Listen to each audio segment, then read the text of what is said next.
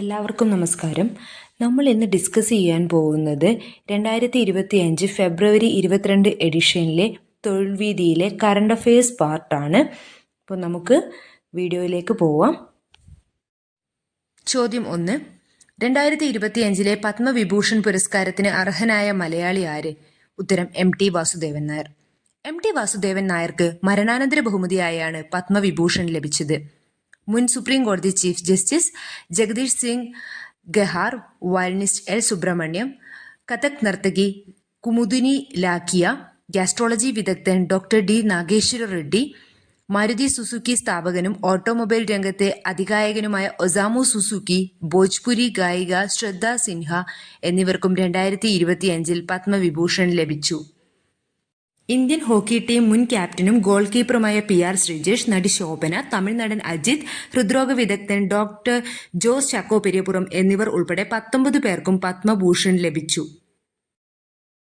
Football താരം IM Vijayan, Karnataka സംഗീതജ്ഞൻ doctor K. ഓമനക്കുട്ടി, പാലക്കാട് സ്വദേശിയും ഡൽഹിയിലെ അഭിഭാഷകനുമായ CS വൈദ്യനാഥൻ, ദിനമലർ പ്രസാധകൻ ലക്ഷ്മിപതി രാമസുബ്ബയ്യർ, മൃദംഗ വിദ്വാൻ ഗുരുവായൂർ ധ്വരെ എന്നിവർ പത്മശ്രീ ലഭിച്ചവരിൽ ഉൾപ്പെടുന്നു. 2025 139 പത്മ അവാർഡുകളാണ് പ്രഖ്യാപിച്ചത്. 7 പത്മവിഭൂഷൺ, 19 പത്മഭൂഷൺ, 113 പത്മശ്രീ എന്നിങ്ങനെയാണ് പുരസ്കാരങ്ങൾ. 2025 പത്മ പുരസ്കാരങ്ങൾക്ക് അർഹരായവരിൽ 23 പേർ വനിതകളും 10 പേർ വിദേശി പൗരന്മാരും 13 പേർക്ക് മരണാനന്തര ബഹുമതിയായാണ് പുരസ്കാരം നൽകിയത്. പത്മവിഭൂഷൺ, പത്മഭൂഷൺ, പത്മശ്രീ എന്നിവ പൊതുവായി പത്മ പുരസ്കാരങ്ങൾ എന്നറിയപ്പെടുന്നു. എല്ലാ വർഷവും റിപ്പബ്ലിക് ദിനത്തോടനുബന്ധിച്ചാണ് ഈ പുരസ്കാരങ്ങൾ പ്രഖ്യാപിക്കുന്നത്. ചോദ്യം 2. സഹകരണ വിദ്യാഭ്യാസത്തിനായി രാജ്യത്ത് ആദ്യമായി സ്ഥാപിക്കുന്ന കേന്ദ്ര സർവകലാശാലയായ ത്രിഭുവൻ സഹകാരി സർവകലാശാലയാക്കി മാറ്റുന്ന സ്ഥാപനം ഏത്? ഉത്തരം institute of rural management, Anand. ഗുജറാത്തിലെ ആനന്ദിൽ സ്ഥിതി ചെയ്യുന്ന ഇൻസ്റ്റിറ്റ്യൂട്ട് ഓഫ് റൂറൽ മാനേജ്മെന്റ് സർവകലാശാലയാക്കി മാറ്റാനുള്ള ബിൽ കേന്ദ്ര സഹകരണ വകുപ്പ് സഹമന്ത്രി കൃഷൻ പാൽ ഗുജ്ജർ ലോക്സഭയിൽ അവതരിപ്പിച്ചു. ഡോക്ടർ വർഗീസ് കുര്യന്റെ നേതൃത്വത്തിൽ 1979 സ്ഥാപിച്ച ഇർമയെ സർവകലാശാലയാക്കി മാറ്റുന്നതിനൊപ്പം ദേശീയ പ്രാധാന്യമുള്ള സ്ഥാപനമായി പ്രഖ്യാപിക്കുവാനും വ്യവസ്ഥയുണ്ട്. സഹകരണ മേഖലയിലെ ആദ്യ സ്പെഷ്യലൈസ്ഡ് സർവകലാശാലയാണ് ഇത്. സഹകരണ വിദ്യാഭ്യാസം, പരിശീലനം, ഗവേഷണം, വികസനം എന്നിവയാണ് മുഖ്യ ലക്ഷ്യങ്ങൾ. സർവകലാശാലയ്ക്ക് ക്ഷീരമേഖല, മത്സ്യബന്ധനം, പഞ്ചസാര, ബാങ്ക്, ഗ്രാമീണ വായ്പ, സഹകരണ ധനകാര്യം, മാർക്കറ്റിംഗ്, അക്കൗണ്ടിംഗ്, നിയമം, ഓഡിറ്റ്, ബഹുസംസ്ഥാന സഹകരണ സ്ഥാപനങ്ങൾ എന്നീ വിഷയങ്ങളിൽ വിദ്യാഭ്യാസ സ്ഥാപനങ്ങൾ സ്ഥാപിക്കാനാവുന്നതാണ്. നാഷണൽ കൗൺസിൽ ഫോർ കോപ്പറേറ്റീവ് ട്രെയിനിങ്ങിന്റെ കീഴിൽ വരുന്ന സ്ഥാപനമാണ് പൂനെയിലെ Vaikunth Mehta institute of cooperative management. Anand milk union limited ആണ് അമൂൽ എന്ന ചുരുക്കപ്പേരിൽ അറിയപ്പെടുന്നത്. മൂന്നാമത്തെ ചോദ്യം.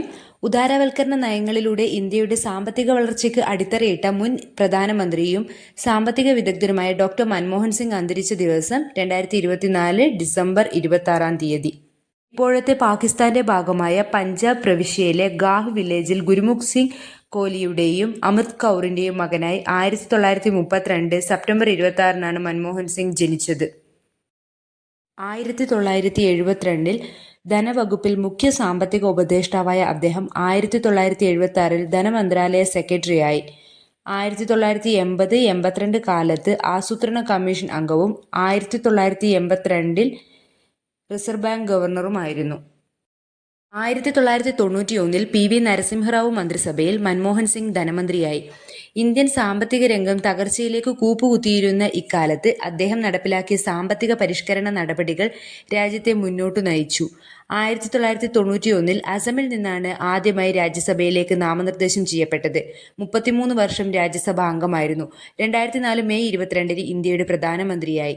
2007 ഇന്ത്യ അതിന്റെ ഏറ്റവും ഉയർന്ന GDP വളർച്ചാ നിരക്കായി 9% കൈവരിച്ചു. 2009 മെയ് 22 14ാം പ്രധാനമന്ത്രിയായി വീണ്ടും തെരഞ്ഞെടുക്കപ്പെട്ടു. 2004 മുതൽ 2014 വരെ തുടർച്ചയായി 10 വർഷം പ്രധാനമന്ത്രിയായിരുന്നു. 1987 രാജ്യം പത്മവിഭൂഷൺ നൽകി ആദരിച്ചു. 2005-2010 വർഷങ്ങളിൽ ടൈം മാഗസിൻ്റെ ലോകത്തെ 100 സ്വാധീനമുള്ള വ്യക്തികളുടെ പട്ടികയിൽ ഇടം പിടിച്ചു. ചോദ്യം 4. ശ്രീഹരിക്കോട്ടയിൽ നിന്നുള്ള 100ാം വിക്ഷേപണമായ NVS-2 ഉപഗ്രഹത്തിൻ്റെ വിക്ഷേപണ വാഹനം ഏതാണ്? ഉത്തരം GSLV F-15 ആണ്. ശ്രീഹരിക്കോട്ടയിലെ സതീഷ് ധവാൻ സ്പേസ് സെന്ററിൽ നിന്നും 2025 ജനുവരി 29 GSLV F-15 റോക്കറ്റ് NVS-2 ഗതിനിർണ്ണയ ഉപഗ്രഹത്തെ ഭ്രമണപഥത്തിൽ എത്തിച്ചത്. ISROയുടെ 11ാമത് ചെയർമാനായി ഡോക്ടർ വി നാരായണൻ ചുമതലയേറ്റ ശേഷം നടന്ന ആദ്യ ദൗത്യമാണിത്. ഇന്ത്യയുടെ സ്വന്തം നാവിഗേഷൻ സംവിധാനമായ നാവിക് ശൃംഖലയുടെ ഭാഗമായാണ് NVS-2 കൃത്രിമ ഉപഗ്രഹം. മലയാളിയായ തോമസ് കുര്യനായിരുന്നു mission director. 1971 October 9 Sriharikota range എന്ന പേരിൽ ശ്രീഹരിക്കോട്ട ബഹിരാകാശ കേന്ദ്രം പ്രവർത്തനം തുടങ്ങി. 2002 September 5 Satish Dhawan space centre എന്ന് പേരുമാറ്റി. ആന്ധ്രാപ്രദേശിലെ തിരുപ്പതി ജില്ലയിൽ പുലിക്കാട്ട് തടാകത്തിന് ബംഗാൾ ഉൾക്കടലിനും ഇടയിലാണ് ശ്രീഹരിക്കോട്ട സ്ഥിതി ചെയ്യുന്നത്. മലയാളിയായ M രാജരാജനാണ് നിലവിലെ സ്പേസ് സെന്റർ ഡയറക്ടർ. ചോദ്യം നമ്പർ 5. വയനാട്ടിലെ കടുവ ആക്രമണത്തിന്റെ പശ്ചാത്തലത്തിൽ മനുഷ്യ വന്യജീവി സംഘർഷം കുറയ്ക്കാൻ വനം വകുപ്പ് പ്രഖ്യാപിച്ച പദ്ധതിയാണ് മിഷൻ FFW. വന്യജീവികൾ ജനവാസ മേഖലകളിലേക്ക് പ്രവേശിക്കുന്നത് തടയാൻ അവയ്ക്ക് കാടിനുള്ളിൽ ഭക്ഷണവും ജലവും ഉറപ്പാക്കുന്നതിനുമായുള്ള മിഷൻ ഫുഡ് ഫോർഡർ ആൻഡ് വാട്ടർ പദ്ധതിയാണ് മിഷൻ FFW. 3 ഘട്ടങ്ങളിലായാണ് പദ്ധതി നടപ്പാക്കുന്നത്. ആദ്യഘട്ടത്തിൽ വനമേഖലകളിലെ വയലുകൾ, തടയണകൾ, കുളങ്ങൾ, പുൽമേടുകൾ എന്നിവയുടെ വിവരശേഖരണവും, 2ാം ഘട്ടത്തിൽ വറ്റിപ്പോകുന്ന അരുവികളിൽ തടയണകൾ നിർമ്മിക്കുകയും 3ാം ഘട്ടത്തിൽ അധിനിവേശ സസ്യങ്ങൾ നശിപ്പിക്കുകയുമാണ് ചെയ്യുന്നത്. സംസ്ഥാനത്തെ ആദ്യ വന്യമൃഗ പരിപാലന കേന്ദ്രം സ്ഥാപിച്ചത് വയനാട് ജില്ലയിലെ കുപ്പാടിയിലാണ്. AK ശശീന്ദ്രനാണ് നിലവിലെ സംസ്ഥാന വനം വകുപ്പ് മന്ത്രി.